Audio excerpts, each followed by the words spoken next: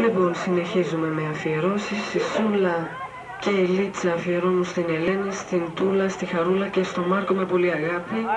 Επίσης ο Νίκος αφιερώνει στη Λίτσα με πάρα πολύ αγάπη.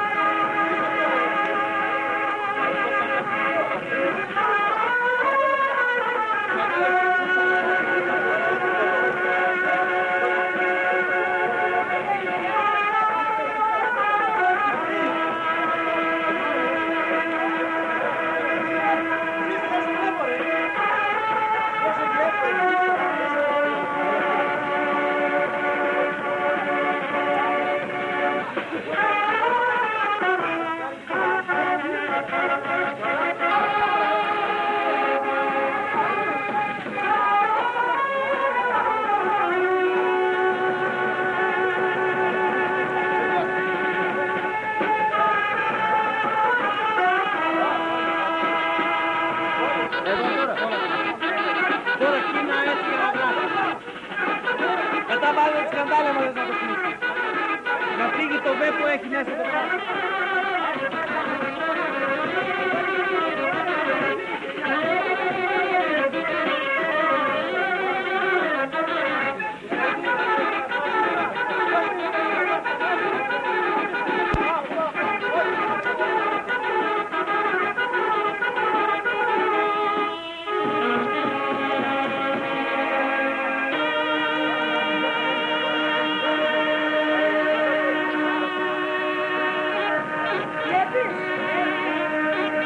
Αυτό το κόκκινο που βγάζει μέσα τι είναι, ρε?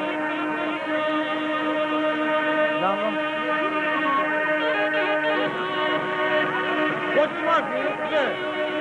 Το λάμδα. Ναι, όχι το άλλο. Το κόκκινο βγάζει ένα κόκκινο. Να τώρα το λάμδα είναι ότι δεν έχει φωτισμό κατ' εκεί. Δεν έχει δυνατό φωτισμό. Γράφει, αλλά δεν έχει φωτισμό.